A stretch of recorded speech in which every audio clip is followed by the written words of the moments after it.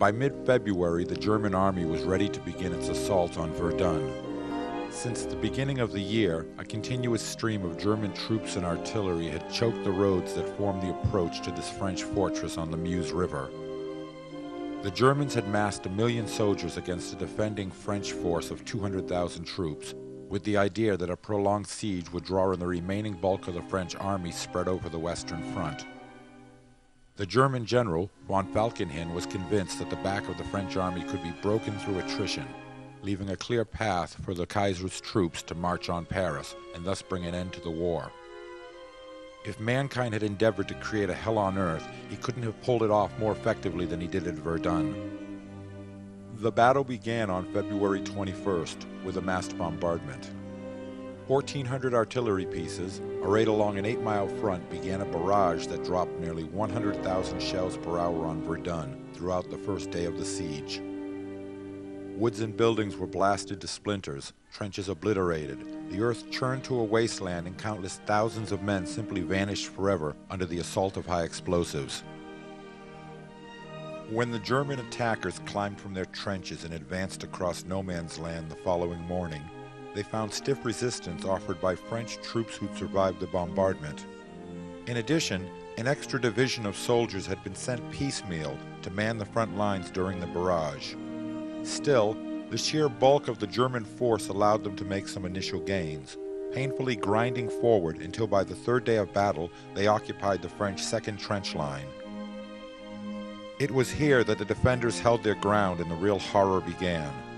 The battle for Verdun would continue on for the next 10 months, a series of sieges and counter-sieges that would result in the wholesale slaughter of nearly 1 million men. 1 million men sacrificed for a piece of real estate occupying a scant 10 square miles of ground. More than any other World War I action, Verdun would come to epitomize the futility and waste that characterized the war. The French had reached a critical moment with the Battle of Verdun. If their line broke, the German plan to break the back of the French army would succeed, and Paris would ultimately fall. At the onset of the siege, French reconnaissance airplanes had been denied access to the skies over the battlefield, and the defenders were forced to fight blindly without the benefit of aerial intelligence. The relatively small force of the Fokker pilots, led by the great German ace Oswald Boelcke, ensured that no French machine was able to operate over Verdun airspace. Realizing that air supremacy must be secured over the enemy, 24 French squadrons were pulled from the north and relocated to operate from airfields behind Verdun. Equipped with the excellent Nieuport Scout, including the newer improved Nieuport 17, 5 new escadrilles de chasse were formed and rushed into battle. The famous Storks Escadrille, still under the capable leadership of Felix Brocard, was expanded to include an additional 3 squadrons, and together these 4 escadrilles formed France's first Groupe de Chasse. Brocard, now responsible for an entire combat group, stepped up his search for the most gifted and talented flyers at his country's disposal. As the terrible slaughterhouse on the ground churned on, the courage and skill of the French pilots became legendary as they took the air war on the offensive. Soon, a handful of French flyers began to emerge as aces, and the overwhelming superiority of the Fokker Eindeckers finally came to an end. 2 pilots who would distinguish themselves as members of the Storks were Captains Alfred Hurto and René Dorm. Before being invited to join Les Secondes, Hurto had achieved the distinction of shooting down an enemy airplane with just 1 bullet. A colorful character, Hurto often amused himself in battle by thumbing his nose and making otherwise obscene gestures at the German pilots he fought. He felt that by showing this contempt, he could increase the enemy's hatred and hopefully drive them to the point where blind fury would overcome their sense of caution. René Dorm, on the other hand, established himself as a no-nonsense flyer who strove to master all aspects of the Nieuport he flew. He could recover from a spin with no more than a quarter turn of his plane, and taking no chances, involved himself in all facets of the machine's maintenance on the ground. An exciting rivalry quickly developed between Hurto and Dorm as their scores increased side by side above the gruesome slaughterhouse of Verdun.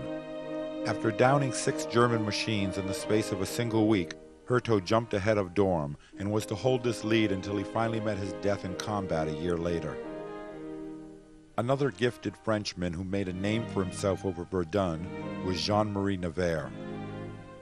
Described as an angular-faced, dark-eyed collection of nervous energy, Nevers was the son of a wealthy paper manufacturer who'd taken up flying as a hobby before the outbreak of war.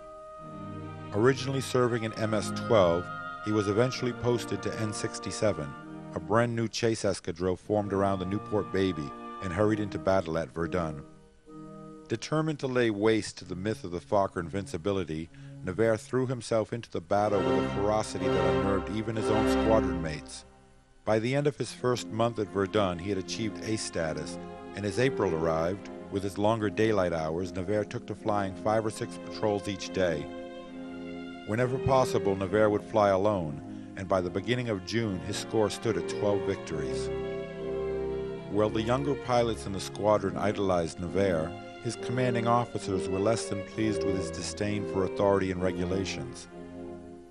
He often had the habit of abandoning formations to go off alone after German machines he spotted, and on the ground refused to file his combat reports and other paperwork expected of him.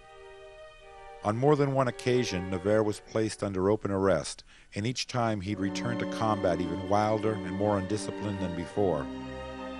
On June 17th, while attacking an aviatik two-seater, Nevers was hit by a machine gun burst that left him dizzy with shock. Weak from the loss of blood, he managed to get his Newport back to his own lines and onto the ground before passing out.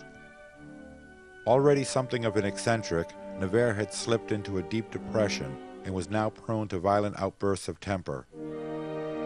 When eventually discharged from the hospital, he spent his convalescence in Paris. The sight of the stooped, metal-bedecked figure carrying a cane became a painful sight at the restaurants and bistros in that city, as he systematically set out to drown himself in alcohol.